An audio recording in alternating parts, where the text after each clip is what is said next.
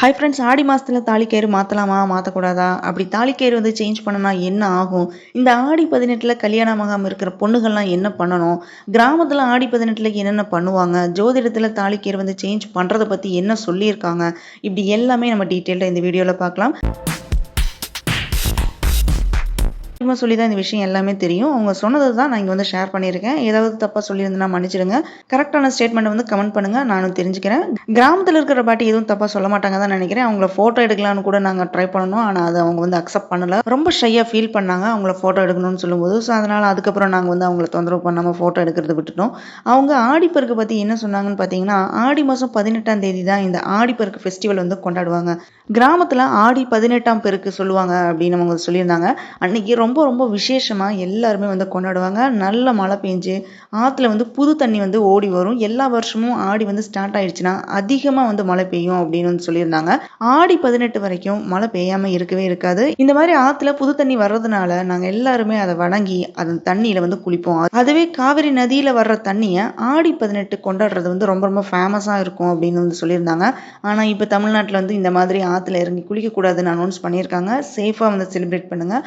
விவசாயம் பண்ணுறவங்க இந்த மாதிரி புதுசாக வர தண்ணியை கும்பிட்டுட்டு அவங்களோட விவசாயத்தை வேலையை வந்து ஸ்டார்ட் பண்ணுவாங்களாம். ஆடிப்பட்டம் தேடி விதைன்னு சொல்லுவாங்க. இந்த ஆடிப்பெருக்கு நாளில் தான் இந்த மாதிரி ஒரு முதுமொழியை வந்து ஸ்டார்ட் ஆயிருக்கு. இந்த ஆடிப்பெருக்கு நாளில் வந்து கல்யாணமாகாத பொண்ணு பையன் யாராக இருந்தாலுமே எல்லாருமே ப்ரே பண்ணுவாங்களாம். ப்ரே பண்ணாங்கன்னா அவங்களுக்கு வந்து பெஸ்ட்டான ஒய்ஃபோ இல்லைன்னா ஹஸ்பண்டோ கிடைப்பாங்க அப்படின்னு ஒரு நம்பிக்கை இருக்குது அப்படின்னு வந்து சொன்னாங்க.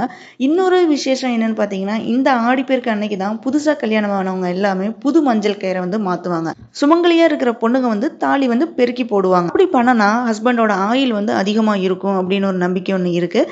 கல்யாணமானவங்க குழந்தைக்காக வேண்டியும் ப்ரே பண்ணுவாங்க அப்படின்னு வந்து சொல்லியிருந்தாங்க. இந்த இயர் எப்போ ஆடிப்பெருக்கு வருதுன்னு பார்த்தீங்கன்னா ஆகஸ்ட் 3. இந்த இயரில் வந்து தாலி மாற்றி கட்டுறவங்க ஆடிப்பெருக்குக்கு பதிலாக அமாவாசைக்கு அப்புறம் வர வளர்பிறையில் வர ஏதாவது ஒரு நல்ல நாள் நல்ல நேரம் பார்த்து அப்படி மாத்துறது தான் நல்லது அப்படின்னு வந்து பாட்டி சொன்னாங்க. ஜோதிடத்துல ரொம்ப மெயினா வந்து பார்ப்பாங்க வர்மம், திதி, கரணம், நட்சத்திரம், யோகம் இது எல்லாத்தையுமே இவங்க பார்ப்பாங்க. 5 அங்கத்தை பேசிக்கா வச்சு, அதாவது அடிப்படையா வச்சு தான் வந்து கணிப்பாங்க. அதுதான் பஞ்சாங்கம். நான் சொன்னேன் இந்த 5 அங்கத்தை விட ரொம்ப மெயினா இருக்கிறது பார்த்தீங்கன்னா கரணம். கரணம் தப்பினால் மரணம் அப்படின்னு சொல்லுவாங்க. எங்க கிராமத்துல எல்லாருமே வந்து சொல்லுவாங்க. என்ன அர்த்தம் பார்த்தீங்கன்னா, மரணத்துக்கு ஈக்குவலா இருக்கிற ஏதாவது ஒன்று நடக்கும். ஒரு ஃபீலிங் எதுவுமே இருக்க முடியாது. சொன்ன எல்லா இன்ஃபர்மேஷன் நான் அங்கே வந்து ஷேர் பண்ணியிருக்கேன். அது இல்லாமல் வந்து அடிஷ்னலாக வேறு ஏதாச்சும் இருந்துச்சுன்னா கமெண்ட் பண்ணுங்கள், நானும் தெரிஞ்சுக்கிறேன், தெரியாதவங்களும் தெரிஞ்சுக்கிறோம். தேங்க்ஸ் ஃபார் வாட்சிங் திஸ் வீடியோ. உங்களுக்கு இந்த வீடியோ பிடிச்சதுன்னா லைக் பண்ணுங்கள், ஷேர் பண்ணுங்கள், சப்ஸ்கிரைப் பண்ணுங்கள். See you all in the next video.